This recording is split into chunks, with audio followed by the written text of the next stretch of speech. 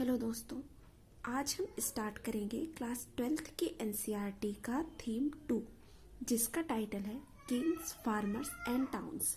इसका अभी जो नया एडिशन आया है उस बुक में चैप्टर के अंदर जो चीज़ें हैं उसमें तो कोई चेंज नहीं है, वो सारा कुछ सेम है, लेकिन उसका टाइटल चेंज हो गया है। और अब नई बुक में नए एडिशन में इस चैप्टर का नाम है how inscriptions tales a story. और जो पुराने एडिशन थे, पुरानी बुक्स थी, उसमें नाम था इसका किंग्स, फार्मर्स एंड टाउन्स। अब आते हैं हम इस चैप्टर में। इस चैप्टर का टाइम पीरियड है मेनली 600 BCE से 600 BCE से लेके 600 CE तक का। 600 BCE से 600 CE ये वो टाइम पीरियड है जब हमारा वैदिक पीरियड स्टार्ट हो चुका था, और इसके पहले हमने देखा एंड ऑफ हड़प्पा। तो अब हम थोड़ा सा पीछे का देखते हैं उसमें क्या हुआ था पिछले चैप्टर में। इट मीन्स इसके पिछले वीडियो में एंड ऑफ हड़प्पा हमने देखा था हड़प्पन सिविलाइजेशन किस तरीके से अर्ली स्टेज में थी, फिर वो अपने मैच्योर स्टेज में पहुंची जहाँ पे उसने काफी प्रोग्रेस किया, अर्बन सेंटर्स आए, उसके बाद फिर एंड हो गया हड़प्पन सिविलाइजेशन का। उसके बाद इसकी जो ट्रिब्यूटरी इंदस रिवर के बारे में आपने वहां पे सुना था। इंदस रिवर की जो और वैली, इंदस वैली थी और उसकी जो ट्रिब्यूटरीज थी, उसके आसपास फिर एक मतलब कुछ जो सेटलमेंट्स वहां पे लोग फिर से आके रहना शुरू किए।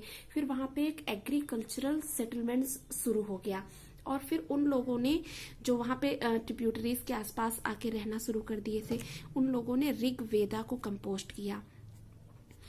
ये वैदिक पीरियड का एक बहुत ही इम्पोर्टेंट आप बोल दीजिए टेक्स्ट है। एक इसके अलावा भी 3 वेदास हैं जिनके बारे में आप जानते होंगे, आपने सुना होगा। इसके बाद फिर इसके आसपास जो लोग रहते थे, अब तक लोग एग्रीकल्चरल सेटलमेंट्स में आ चुके थे। इसके पहले आपने देखा कि जब वो हड़प्पन सिविलाइजेशन में थे उस समय भी ये लोग ग्रेन्स उगाते थे, एग्रीकल्चर करते थे, लेकिन फिर भी ये हंटर एंड गैदरिंग पे ज़्यादा डिपेंडेंट होते थे। पर इस टाइम पीरियड में ये एग्रीकल्चरल, पूरी तरीके से एग्रीकल्चरल सेटलमेंट पे आ चुके थे, एक जगह रह के खेती करना। और ये जो एग्रीकल्चरल सेटलमेंट था ये ऑलमोस्ट पूरे इंडियन सब कॉन्टिनेंट में फैला हुआ था, जिसमें से कुछ इंपॉर्टेंट पार्ट से northern India, Deccan plateau and Karnataka, ये कुछ इंपॉर्टेंट पार्ट थे एग्रीकल्चरल सेटलमेंट्स के। और अब हम देखते हैं ये सारी चीजें हमें पता कैसे चलती हैं। आपने देखा होगा बरियल, जो बरियल होता है वो बहुत ही इम्पॉर्टेंट पार्ट होता है हिस्ट्री को रिकंस्ट्रक्ट करने का। आपने हड़प्पन सिविलाइजेशन में भी देखा होगा कि हमारे आर्कियोलॉजिस्ट को हिस्ट्री को या उस टाइम पीरियड को रिकंस्ट्रक्ट करने में बरियल ने कितना बड़ा रोल प्ले किया था। उसी टाइप से इस यहाँ पे भी है।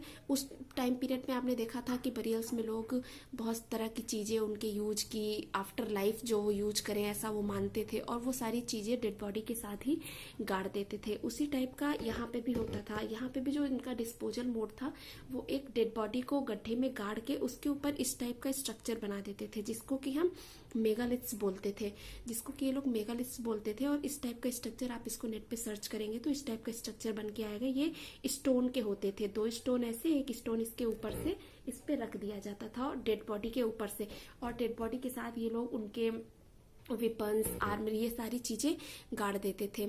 जैसा कि मतलब ये मेनली एलीट क्लास के जो लोग थे, रिच पीपल थे, उनके साथ। अब हर किसी के, अब आप ही मेडिवल टाइम पीरियड का देख लीजिए, हर किसी का तो टॉम्ब नहीं बना है, हर किसी का मकबरा, हर किसी की समाधि नहीं बनती है। जो कुछ इंपॉर्टेंट लोग होते हैं, राजा हो गए, किंग हो गए, एम्परर हो गए, उन्हीं लोगों के टॉम्ब बनते हैं, मकबरे बनते हैं, उन्हीं लोगों के की समाधियां बनती हैं। उसी तरह उस टाइम पीरियड पे भी जो अमीर लोग होते थे, एलीट क्लास के लोग होते थे, उन्हीं के ये मेगालिथ स्ट्रक्चर बनते थे और वही पाए जाते हैं। और अब हम देखते हैं उस टाइम पीरियड का मेन सोर्स क्या था। उस टाइम पीरियड में हिस्टोरियन का जो मेन सोर्स था वो था, एक था इंस्क्रिप्शन। इंस्क्रिप्शंस आपने देखा होगा हड़प्पन सिविलाइजेशन में भी हमें बहुत सारे इंस्क्रिप्शंस मिले हैं, लगभग 375 to 400 इंस्क्रिप्शंस हिस्टोरियंस, आर्कियोलॉजिस्ट को मिले हैं। बट अनफॉर्चुनेटली वो सारे के सारे अभी अनडिसाइफर्ड हैं, मतलब कि अभी हम जो है हमारे आर्कियोलॉजिस्ट हड़प्पन सिविलाइजेशन की जो लैंग्वेज थी, जो उनकी स्क्रिप्ट थी, उसको पढ़ने में असफल रहे हैं। लेकिन जो इस टाइम पीरियड, ये टाइम पीरियड अलग से इसलिए रखा गया क्योंकि इस टाइम पीरियड के जितने भी इंस्क्रिप्शन थे, जितनी भी कॉइन्स थी, सबकी सब डिसाइफर्ड है, सबकी सब पढ़ी जा चुकी हैं। इंस्क्रिप्शंस मेनली आप स्टोन पे भी आपको मिलेगा, तांबे पे, ब्रॉन्ज, कॉपर, सारे की प्लेट्स, इन सब पे भी आपको इंस्क्रिप्शंस मिलेंगे क्योंकि ये लोग मेनली इंस्क्रिप्शंस का यूज करते थे अपने रूल, लॉ, रेगुलेशंस, ये सारी चीज़ें लोगों तक पहुंचाने के लिए। राजा महाराजा जो थे, किंग्स वगैरह, वो सब इंस्क्रिप्शंस का यूज करते थे। उस टाइम पे पेपर वेपर थे नहीं, पत्ते पे लिख के उसको बहुत ज़्यादा टाइम तक रखा नहीं जा सकता, इसलिए वो इन चीज़ों पे सारे रूल, रेगुलेशन, लॉ लिखवा के उसको दूर दूर तक पहुंचाया करते थे ताकि वो लोगों तक पहुंचे, उसको लोग जाने। उसके बाद फिर हम आते हैं टेक्स्ट पे। इस टाइम आपने देखा होगा बहुत सारे टेक्स्ट। एक तो आप बहुत इंपॉर्टेंट सोर्स है बुद्धिस्ट टेक्स्ट। बुद्धिस्ट टेक्स्ट हो गए, एक जैनिज्म के जो टेक्स्ट हैं, इनसे हमें उस टाइम पीरियड में बहुत सारी चीज़ें उस टाइम पीरियड के बारे में पता चलती हैं। उस टाइम पीरियड पे कौन से एम्परर थे, कौन से किंग थे, और उनका रूल रेगुलेशन कैसा था, उनकी सोसाइटी कैसी थी, उनके टाइम पीरियड कैसा था। जैसे बुद्धिस्ट टेक्स्ट अगर आप लेंगे तो उसका एक जो आप अशोका के बारे में पढ़ेंगे, उस अशोका के बारे में जानने के लिए बुद्धिस्ट एक टेक्स्ट एक बहुत ही इम्पॉर्टेंट सोर्स माना जाता है। जैनिज्म टेक्स्ट से भी हमें बहुत इंपॉर्टेंट चीज़ें पता चलती हैं। उसके बाद फिर हम देखते हैं जो चाइनीज़ पिलग्रिम्स आए थे, बहुत सारे लोगों के यहाँ पे घूमने आए थे, यहाँ पे रहने आए थे, यहाँ के कल्चर के बारे में जानने आए थे। चाइनीज़ पिलग्रिम्स में भी अपने टेक्स्ट में यहाँ के बारे में लिखा है, यहाँ की सोसाइटी के बारे में लिखा है, तो उससे भी हमें काफ़ी कुछ हिस्टोरियंस को पता चलता है। उसके बाद आते हैं क्वाइंस पे। तमाम तरह के जो राजा महाराजा किंग्स थे, वो सब अपनी जो है स्टेट था, उनमें अपना वो एक मीडियम ऑफ एक्सचेंज, आप बोल लीजिए क्वाइन जो है चलाते थे। उसमें मेनली वो कुछ ना कुछ डिपिक्टेड करवा देते थे, कभी कभी कुछ तो बाद में आप देखेंगे और टाइम पीरियड बाद तो वो लोग अपनी इमेज भी उसमें बनवा देते थे। तो उससे उस सिक्के में जो लिखा होता था क्वाइन पे, उसको भी डेसिफर करके बहुत सारी चीज़ें उस टाइम पीरियड के बारे में पता चली। और एक इम्पॉर्टेंट थिंग होती है विजुअल मटेरियल। विजुअल मटेरियल का मतलब होता है दोस्तों कि जैसे कि आप हड़प्पन सिविलाइजेशन में देखेंगे कि हमें बहुत सारी चीज़ें, हम क्योंकि उनकी स्क्रिप्ट तो अनडिसाइफर्ड है, तो उनके बारे में हमें पता चला तमाम तरह की खुदाई करके हमें पता चला एग्जाक्वेशन से कि अच्छा यहाँ पे इस टाइप की चीज़ें, चौकोर एक मिला है तो ये स्नानागार होगा उनका, ऐसे स्टेयर केस मिले हैं, उसी टाइप का होता है इसमें भी। जैसे मेगालिथ मिला है, उसके अंदर वो डेड बॉडी, उसके साथ सामान था, तो हिस्टोरियन ने गेस किया कि अच्छा ये लोग भी आफ्टर लाइफ में थोड़ा तो विश्वास रखते होंगे, तभी उनकी आर्मरी, उनके वेपन्स उनके साथ रखे हैं। तो इस टाइप का जो था, उसको इस टाइप की जो चीज़ें मिलती हैं उनको हम विजुअल इमेज कहते हैं। तो इन सब चीज़ों से हमारे हिस्टोरियंस को, जब ये डिसाइफर्ड हो गई, इनके इंस्क्रिप्शंस, इनकी जो कॉइन्स मिल रही थी, ये सारी चीज़ें, तो इससे हिस्ट्री को रिकंस्ट्रक्ट करना और भी ज़्यादा इंटरेस्टिंग हो गया। अब हम आते हैं फ्रेंड्स इसकी पहली हेडिंग पे, जो है प्रिंसेप एंड पियदासी। प्रिंसेप एंड पियदासी इस हेडिंग में बहुत ज़्यादा नहीं है, इसमें है, आप देख रहे होंगे सबसे पहले एक नाम, जेम्स प्रिंसेप। जेम्स प्रिंसेप दोस्तों, ये एक ऑफिसर थे ईस्ट इंडिया कंपनी के बारे में आप जानते होंगे। ये ईस्ट इंडिया कंपनी के ऑफिसर थे जो एक मिंट कंपनी में काम करते थे। मिंट कंपनी मतलब कि जहाँ पे सिक्के विक्के ढालने का काम ये मेनली होता था।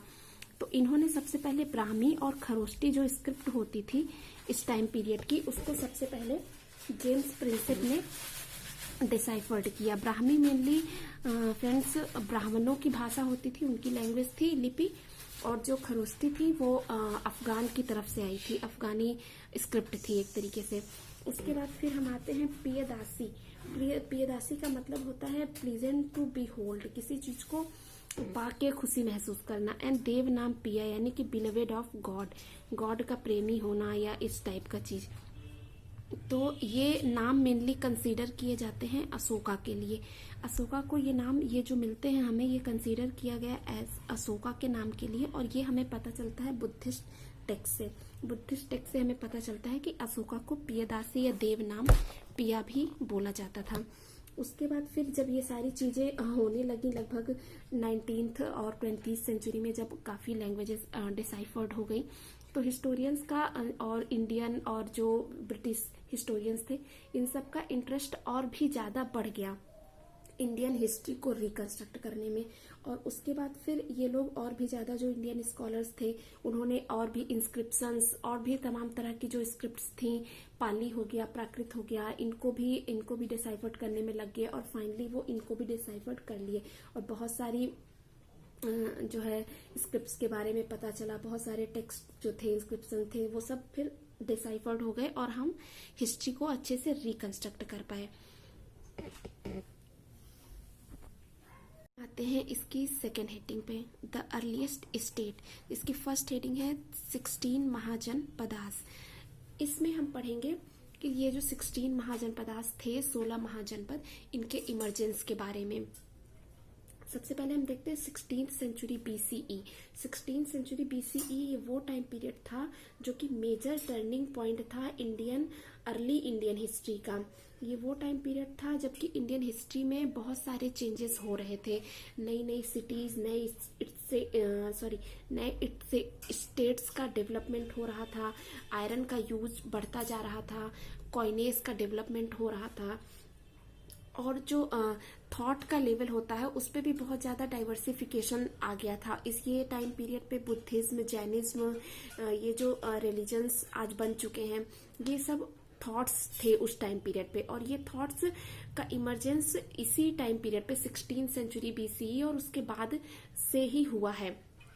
और जो बुद्धिस्ट और जैनिज्म टेक्स्ट है, ये उस टाइम की हिस्ट्री को रिकंस्ट्रक्ट करने में बहुत ही ज़्यादा इम्पोर्टेंट रोल प्ले करते हैं।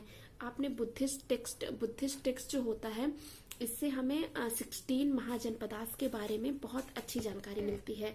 बहुत अच्छा सोर्स है बुद्धिस्ट टेक्स्ट 16 महाजनपदास के बारे में, जिसमें कि हमें उसके कुछ स्टेट्स के नाम मिलते हैं, जिसमें कि हो गया हमारा वज्जी, हो गया मगध, हो गया कुसाला, हो गया। इन सब में और भी ऐसे बहुत सारे अवंती है, और भी बहुत सारे ऐसे इस टाइप के 16 कुल मिला के महाजनपद थे, जिसमें कि मगध जो है ये सबसे ज़्यादा पावरफुल था। और लास्ट में यही एक जो बाकी के छोटे छोटे ये थे, ये सब जो वज्जी हो गया, कुसाला हो गया, और भी इसके अलावा जो काशी वगैरह था, ये सब का सब मिल जाता है किसमें, मगध में। और ये पूरा एक साम्राज्य मगध एम्पायर बन जाता है, मौर्य एम्पायर में सब मिक्स हो जाता है। लेकिन ये सब हम बाद में पढ़ेंगे। अभी हम देखते हैं ये कुछ अर्ली स्टेट्स थे जो कि 16 महाजनपद, जिनके बारे में हमें बुद्धिस्ट टेक्स्ट से पता चलता है। इन सबको महाजनपदास कहा जाता था। और इनको जो रूल किया जाता था, ये सब रूल किया जाता था एक किंग के द्वारा। किंग को मेनली उस टाइम पीरियड पे गनास या संघास कहा जाता था, गनास या संघास। और ये जो पूरा सिस्टम था एक स्टेट को रूल करने का, इस पूरे सिस्टम को ओलिगार्की कहते हैं। जैसे कि आज का जो टाइम पीरियड है, आज जो चल रहा है सिस्टम हमारे देश में, वो डेमोक्रेसी है, यानी कि जनता का रूल है।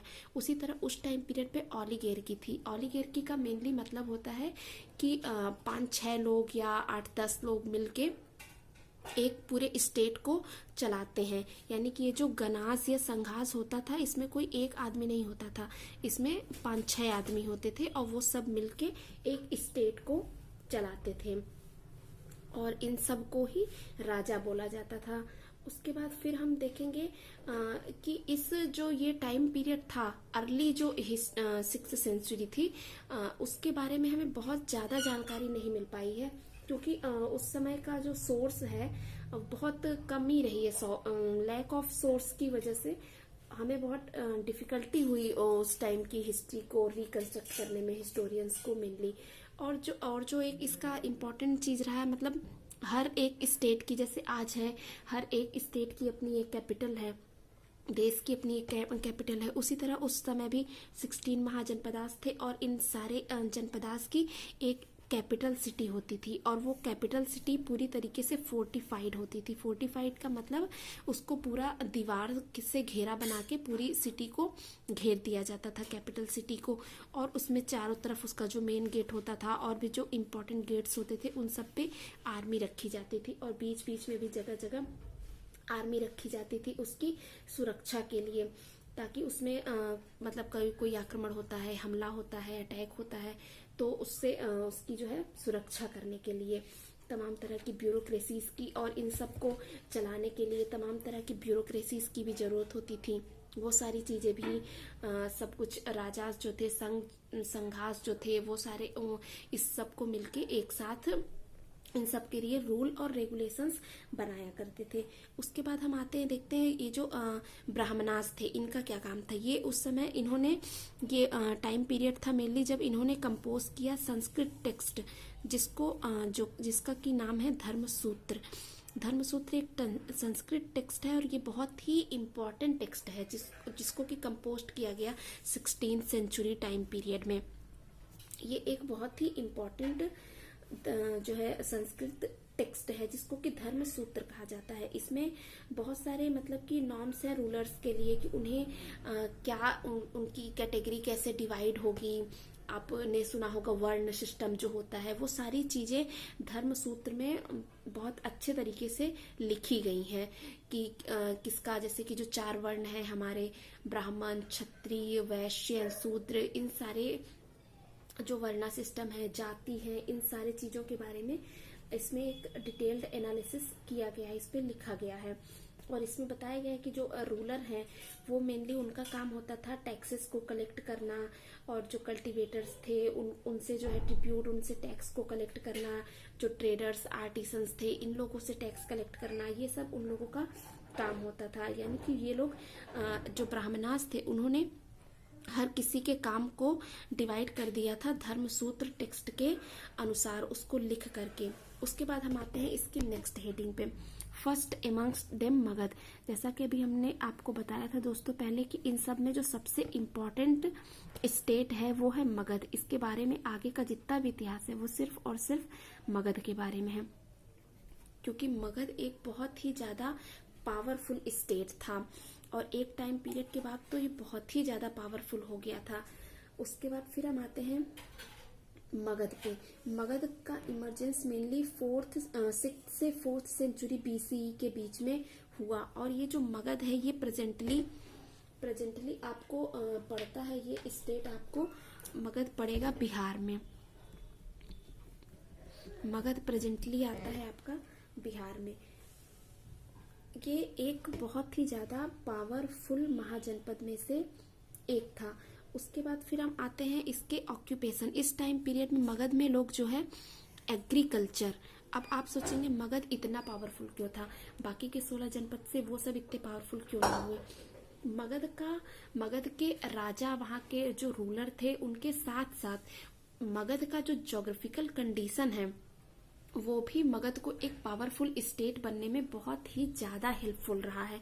क्योंकि जो मगध स्टेट है उसके आप देखेंगे उसके तीनों तरफ नदियां हैं, तो इससे एग्रीकल्चरल जो एक्टिविटी थी उसमें बहुत ज्यादा हेल्पफुल वो चीज हुआ। क्योंकि अगर आप मतलब रिवर के जस्ट बगल में स्टे करते हैं, आपको पानी की सुविधा, हर चीज जो कि एग्रीकल्चर में बहुत ही ज्यादा इम्पोर्टेंट है, पानी मतलब वाटर रिसोर्स होना, तो इसकी वजह से यहाँ पे एग्रीकल्चरल एनरिचमेंट बहुत ज्यादा थी। तो इस वजह से चूंकि यहाँ पे यूज ऑफ आयरन, यानी कि यहाँ पे बहुत बड़ी बड़ी आयरन माइंस भी हैं। झारखंड में बहुत सारी आयरन माइंस है, ये आपको अभी भी पता है। और एग्रीकल्चरल यहाँ पे प्रोडक्टिविटी बहुत ज़्यादा थी, क्योंकि ये 3 तरफ से नदियों से घिरा हुआ था। और उसके बाद फिर अब चूंकि 3 तरफ से नदी होने के कारण इसके ऊपर अटैक करना भी इतना आसान नहीं था, क्योंकि तब इतनी नाव, इतनी शिप, ये सारी चीजें तो थी नहीं, तो इसके ऊपर आक्रमण करना इतना आसान था नहीं। सिर्फ एक ही तरफ से ही आप आ सकते हैं, मगध में एंटर कर सकते हैं, और उधर मगध की सारी आर्मी एक साइड खड़ी है, तो आप मगध का जाहिर सी बात है कुछ नहीं उखाड़ सकते हैं। उसके बाद हम आते हैं इसके बहुत ही इम्पोर्टेंट और एम्बिशियस रूलर हुए हैं। बाकी सारे स्टेट्स भी थे, उसमें भी आप देखेंगे आगे जब मैं इसका हिस्ट्री का सेपरेट एक एक टॉपिक का लेक्चर करूंगी, तो उसमें आप देखेंगे बाकी के जो स्टेट्स हैं उसमें जो रूलर्स रहे हैं वो भी कुछ रहे हैं एम्बिशियस, ऐसी बात नहीं है। लेकिन जो मगध है इसकी हिस्ट्री एकदम अलग ही है। इसमें बहुत सारे एम्बिशियस रूलर्स हुए हैं, जिसमें से बिम्बिसार हो गए, अजात शत्रु हो गए, महापद्मनंदा हो गए, ठीक है, नंदा डायनेस्टी के। उसके बाद अशोका, ये सब मतलब ये सारे बहुत सारे ऐसे रूलर हुए हैं जो बहुत ही ज्यादा एम्बिशियस थे अपने स्टेट को और अपने साम्राज्य को और भी ज्यादा फैलाने के लिए। उसके बाद फिर हम आते हैं कि इनके कैपिटल, मगध की कैपिटल के बारे में। मगध का कैपिटल जो था वो था राजगृह। राजगृह का मतलब होता है हाउस ऑफ किंग, यानी राजा का घर। राजगृह का जो करंट नाम है वो है पाटलिपुत्र। पाटलिपुत्र आप करेंटली इसको पटना को बोला जाता है पाटलिपुत्र। और राजगृह जो है वो प्रेजेंटली बिहार में है। इसका वैसे नाम तो ये जो राजगह, ये आप देखेंगे बुक में लिखा हुआ है, ये प्राकृत लैंग्वेज है। प्राकृत मेनली वहां पे बोलचाल की भाषा थी मगध की, प्राकृत। और जो वैसे शुद्ध में इसको देखा जाए तो ये राजगिर है, जो कि करंटली बिहार में है। पाटलिपुत्र इस समय बदल के राजगिरी से इसका नाम फिर राजगह से बदल के पाटलिपुत्र रख दिया गया था। कैपिटल को चेंज कर दिया गया था, राजगीर से कैपिटल में पाटलिपुत्र शिफ्ट कर दिया गया था। और पाटलिपुत्र करंटली पटना को बोला जाता है, जो कि 400 BCE में इसको शिफ्ट किया गया राजगीर से पाटलिपुत्र में। दोस्तों, अगर आपको ये वीडियो अच्छा लगा हो तो please like, share and subscribe. Thank you.